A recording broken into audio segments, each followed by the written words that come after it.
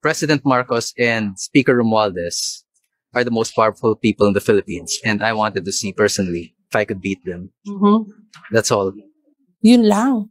Wala kang ibang motivation? Yes, I just wanted to see if I am capable of defeating the two most powerful people in the Philippines. But what was your basis for saying na corrupt si Speaker Romualdez, he should step down? Do you have any proof? Do you have any basis? Okay, there are only two sides to this. Firstly, I have some personal knowledge, as I have stated in the previous interview. But even if I were to reveal everything, even if I were to show a whole video of him stealing money, he will not be imprisoned because he is the cousin of the president. And as you know, with our justice system here, we cannot trust the justice system here. Secondly, there are either two things, two scenarios.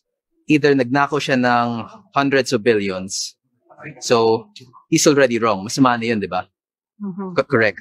Or, hinayaan lang niyang manakaw yung hundreds of billions of flood control projects. Then, either way, he should also be investigated as speaker if he failed to stop congressmen from stealing hundreds of billions under his watch.